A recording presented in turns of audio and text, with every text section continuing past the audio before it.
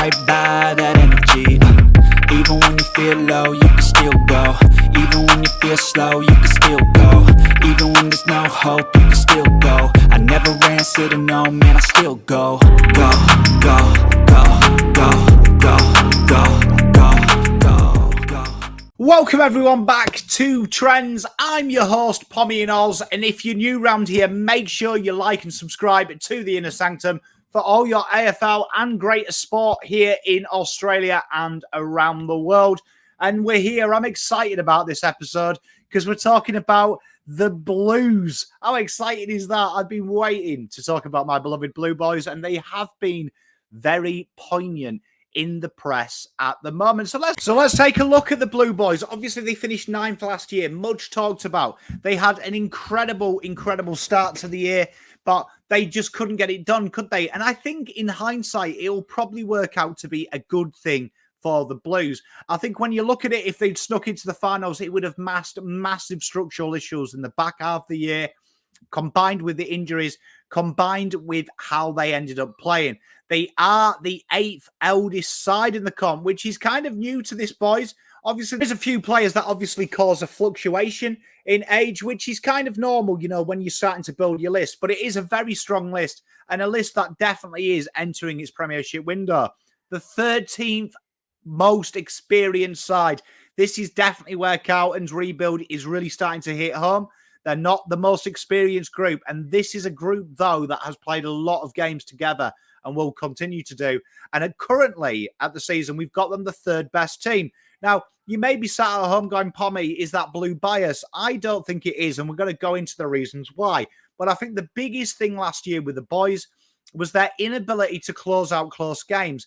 And this was why I was continually saying last year, for those who follow me on my own channel and various other outlets, that people hated Collingwood because they won tight games. And I was saying that this in sport is a sign of a champion side. Winning games from losable positions, winning the unthinkable, holding on. The top teams we think about, the Arsenal Invincibles, a hell of a lot of 1-0s.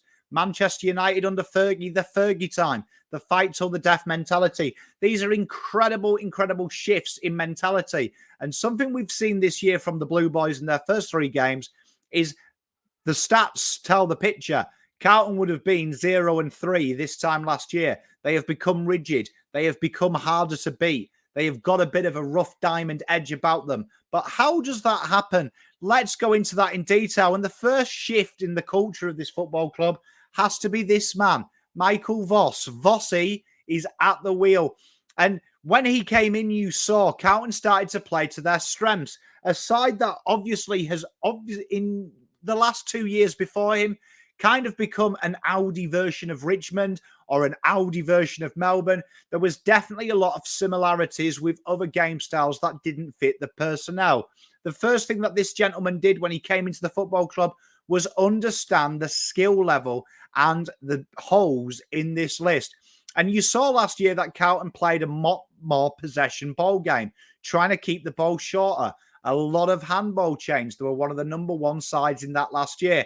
And that is basically playing to Carlton's strengths. What do Carlton have a lot of? Very good contested players, very good clearance players with a rigid, strong backline that has spent 5 to 6 years being under the cosh. He built it around that. And that was a big improvement because Carlton then started to add layers in the forward half. Carlton were one of the top sides tackling inside 50. One of the top sides at putting that pressure. And it all adds up to this year. The big thing is with Carlton is they've got personnel. 80% of their games time was spent down the wings, which is funny because Carlton had no wingers last year. Nunes, Cottrell, O'Brien all floated through that position. Carroll was tried there. You could see that was a big onus. And one of the parts of Carlton's defence resorted in bringing big guys back to help defend the wings. Mackay and Kerner oftenly frequented the wings, which lost something on their ability to transition, which we'll talk about later. Huge credit has to go to this man, though, Nick Austin. This guy is definitely a genius. And you look at what he's done, particularly in the draft, he has recruited players much needed for the football club. He's got an eye for talent. We've seen it with the list building that he did at the Dogs. And we're looking at it now as well with what he's doing here at Carlton. He went out, he got the needs. Ollie Hollands was a huge acquisition. Blake Acres, a huge acquisition. He's then gone out and got players very cheaply and probably paid about the market rate. The Blake Acres deal does show that his strategy of being fair with Chera has paid him back. And also his ability to recruit talent. Lockie Cowan looks a sensational player and definitely a 200 gamer for Carlton, who combines toughness, which was what was trialled last year with a few players, but also that medium-sized height that makes him awkward with a long booming kick.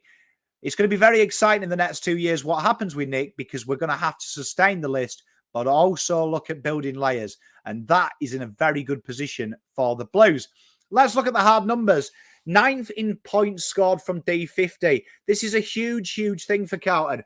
And it's interesting because from a structural point and a tactical point, Carlton have played 3 different game plans. And that is a very impressive number. There has been an onus this year, definitely, of taking the game on out the back. And it makes sense.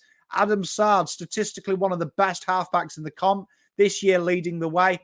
They've got Sam Doherty, Jacob Wheatering, McGovern, all these players, and they're looking for the corridor kick. We saw it against Geelong a lot. They were looking to exhibit and attack that avenue.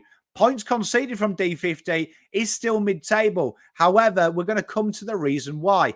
Carlton are 6th from scores and turnover, and there has been a real onus this year to flood the forward half of the ground. Now, we're going to come on to one number that is concerning, but also part of tactics. But Carlton have really looked to try and condense the exit out of D50. One of the hardest teams to exit rebound 50 at the moment this year, Carlton are running the top 5 of that category. And this is a real improvement for Carlton. They're starting to play their strength. Blake Acres is definitely a big part of that. And Ollie Hollands, the fact that they can really flood the wing and try and funnel ball into the wing has been a huge effort. The brave kick, which has been exhibited a few times by GWS, has been that corridor kick, and Carlton leave that trap, and sometimes it hurts them. But being bold in defense is going to get these boys closer to the top of the tree than the back. Now, there's been a lot being said about these stats. Rebound 50 success, like we said, 9th. The ball movement and the tackles inside 50. One is kind of structural in the way that Carlton play. Very important to note that the low inside 50 tackle numbers have been reactionary and trying to drop players back. That is what Carlton did against GWS. They also did it against Richmond.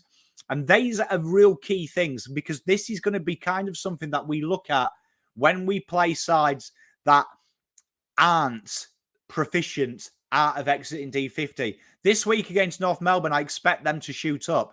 Carlton are definitely playing a more zonal system in their defensive makeup, which at the moment is getting results and helping them see out long games, because you are, by nature, in position to defend and attack when you sit back and have that wall just around the 50. The ball movement was on the couch the other day.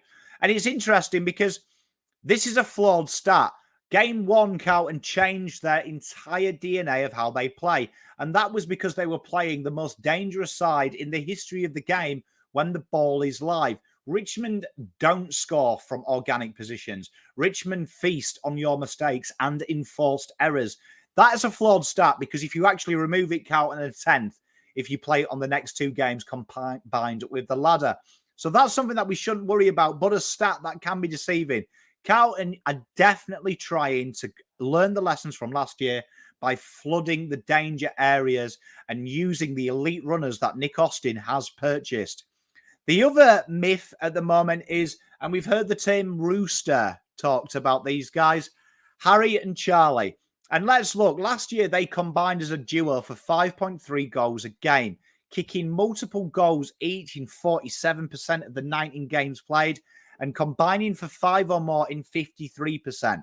The fallacy that these two can't work together based on the catchment we've had are as ludicrous as saying North Melbourne will win the flag in 2023 because of what they've done so far.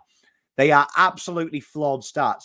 There is no doubt that these guys hold their heads up with the Camerons and the Hawkins of this world and the best key forwards to play the game. In the next 10 years, we're going to be talking about these two as a combination that could tear the game up. And at the moment, we've had one very poor kicking day from both sides in GWS to talk about, and one very tactical change in round one.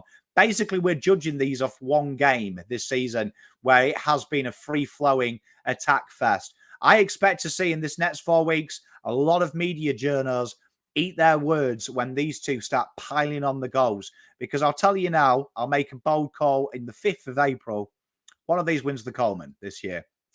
So, all in all, Carlton are a team that aren't getting enough credit. We have them third in the hot rankings at the moment on Trendz.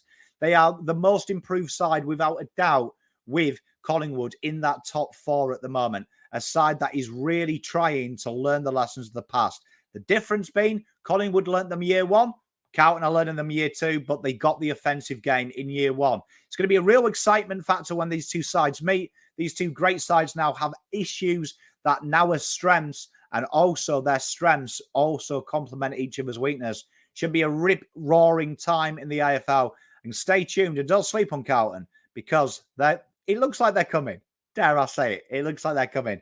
Make sure you like and subscribe. Make sure you let me know and ask some questions in the comments if there's something you'd like us to digest. Look after yourself. Stay safe. Enjoy the long weekend here in Victoria. See you next time. Trendz out.